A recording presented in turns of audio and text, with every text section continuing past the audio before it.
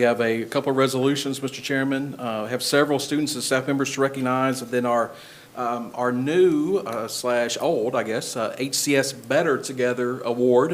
We've got a new hashtag for the district, and so that award is called the HCS Better Together Award instead of Stronger Together, as used to be. Ms. Johnson, if you'll, or someone, it doesn't matter, if you'll help us with those awards and to brag a little bit, Mrs. Morgan asked us to get new medals, more personable medals, and so those have the HCS logo on those, and so we're glad they make their debut tonight. So, and real gold, right? I'm sorry? Real gold? If you say so, Mr. Chairman. I'm not sure of that, but if you say so, No. sure. We're financially responsible, That's exactly okay? right. Maybe gold-plated. No, I'm joking. So, Miss Serena Mcneely, come on up here, young lady. Miss Johnson will present you with your award. This is Serena Mcneely. She is a rising senior, or a senior, now at Central Hardin High School, and she placed second in the girls' high jump with a mark of 5 feet 2 inches, and was also seventh in the girls' triple jump with a length of 35 feet and 1/2 inches at the Kentucky High School Athletic Association Championship Track Meet. We recognized those other track athletes back in June, but she could not make it then, so we're glad that Serena's here tonight. Thank you, Serena. Congratulations.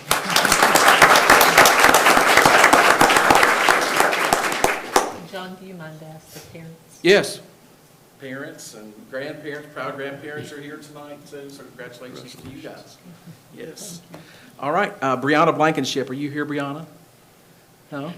Brianna is a Central Hardin student, a junior at Central Hardin, and she earned first place in the 10th grade language arts at the National Beta Convention this summer. Krusha Patel, are you here, Krusha? No? Krusha is a East Hardin Middle School 8th grader, and she earned second in 7th grade science this summer at the National Beta Convention. Peyton Bowers, are you here, Peyton? Now, I know I call these folks. Peyton Bowers, Maddox Adams, Krusha Patel, and Brody Evans. Brody, are you here? There's Brody. See, I told you I called him. Brody is a current Central Hardin High School freshman, and last year when he was a student at, or this summer, when he was finishing up his 8th grade year at East, he earned second place in the written quiz bowl and third place in the oral quiz bowl at the National Beta Convention this summer. Congratulations, Peyton. Brody. All right, moms and dads here. Brody, is your parents here? Congratulations. Oh, okay. Okay, sorry, Maddox. All right. The National, or the East Hardin Middle School Beta Club talent show students, there's 45 of them, and I told Ms. Nickel that we'll send medals back with her, or we'll take them down there tomorrow. But anyway, they finished second in the whole country in the talent show portion of the National Beta Convention. So, Wow. yeah, that's very, very, very impressive. All right, Eli Barno. I thought yeah, here's Eli. Eli is a current Bluegrass Middle School student. Hadley Housel. Hadley? It's Hadley here. And Zuri Housel. Here's Zuri. And River Taylor. All right, these boys and girls. John, we got one coming. Oh, we got one coming. Okay. These boys and girls earned first place in the invention competition at the National Beta Convention this summer. So they are national champions. Congratulations, guys.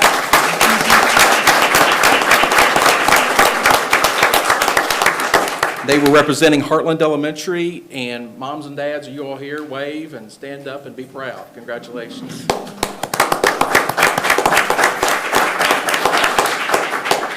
Thanks, guys. Kyler Ponder, are you here, Kyler? Come on up here, Kyler. He is a 5th grader, current 5th grader at Heartland Elementary School, and he finished 3rd in the entire nation in his competition at the National Beta Convention this summer. Congratulations, young man.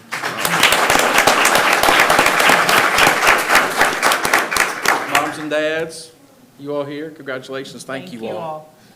All right, on to our some staff members now. Mr. Chairman, Rudy Garcia. Come on up here, Rudy.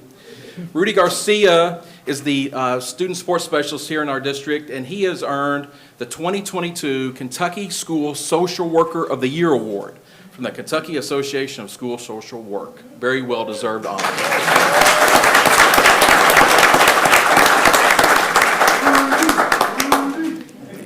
And also, Mr. Wright, want to thank someone back there by the name of Mr. Neil Gibbs, Yeah. who recommended him. Yeah, who nominated Nominated him. Mr. Garcia, so. Those two are. All right, and Mr. Jeremy Hall, come on up here, Mr. Hall. Mr. Hall is, we all know Mr. Hall, he's an agriculture teacher at John Hardin, an FFA sponsor. He earned a National Ambassador Award at the National Association of Agriculture Educators. He successfully completed the 18th Annual National Agri-Science Teacher Ambassador Academy, joining, which was rather strenuous. Yeah, okay. That's an understatement, I think. He joined 471 other agri-science teachers from across the country who have earned that title. Well-deserved. Thanks, Coach. All right, now for our Better Together Awards. And our first honoree tonight is Dylan Young. Come on up here, Dylan. Dylan Young is a fantastic young man. He is a North Hardin High School sophomore, and he is working on his Eagle Scout project as a member of Boy Scout Troop 620. He freely gave of his time and organized efforts to build raised gardens at the Rineyville Elementary School courtyard. Ms. Breeding is here to also recognize Dylan.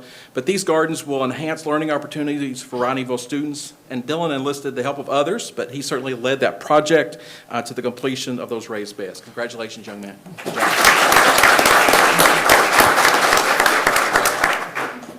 All right, Ms. Fonda Cox, come on up here. Ms. Cox has retired, I think, 10 or 12 times from the district.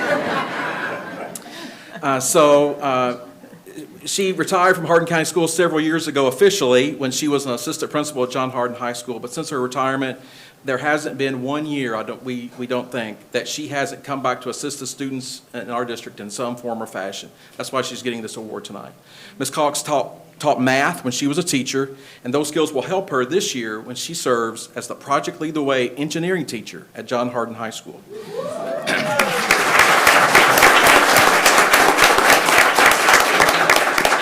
Mr. Wells, the principal at John Hardin, shared that when he had trouble finding a new engineering teacher, Mrs. Cox gladly answered the call, and since retirement, she has worked as a teacher and even as an interim assistant principal last year at James T. Alton Middle School. She's truly dedicated to the students of our district and has never wavered to deliver on her devotion and dedication. So thank you, Ms. Cox. We appreciate you.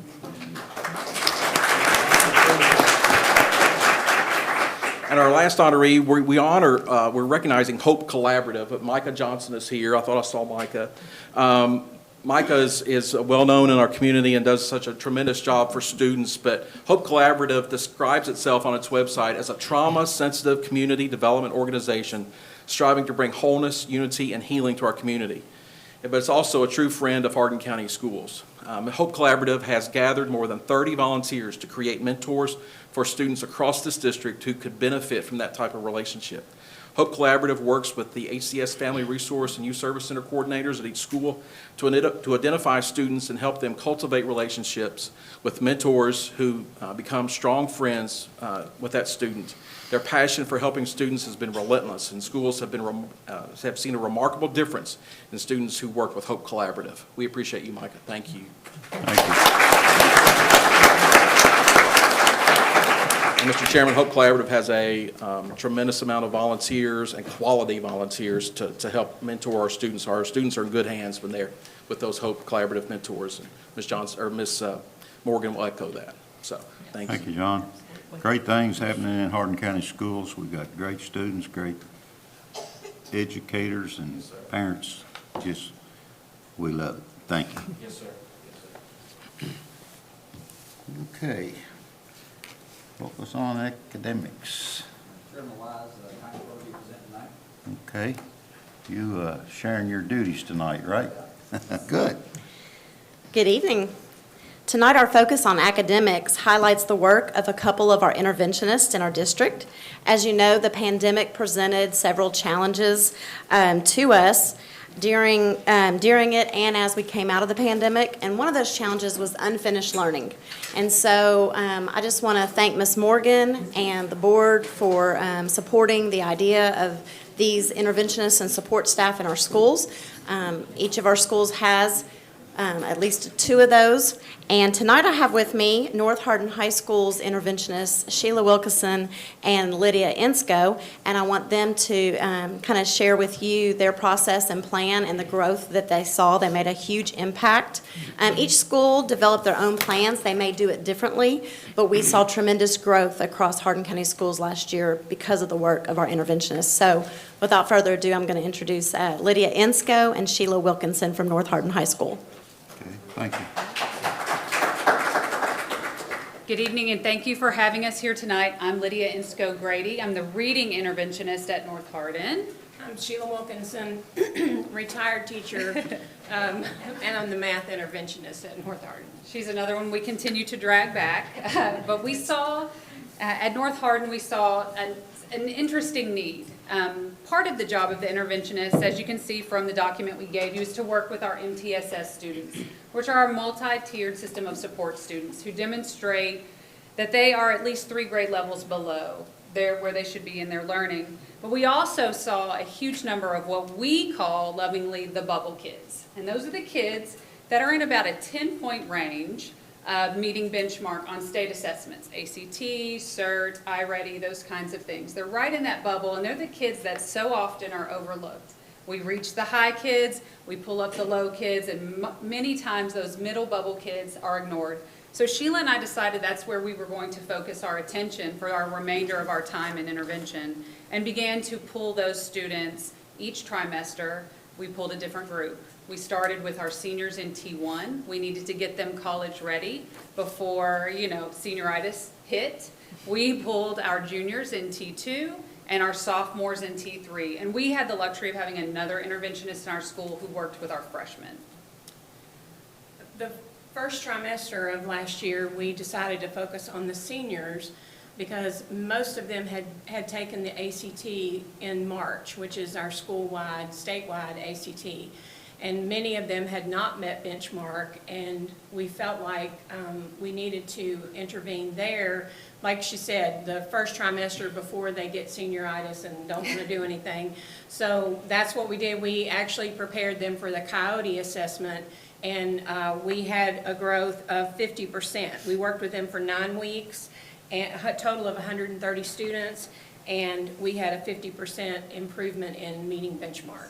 And 75% of those students just grew anyway in their scores.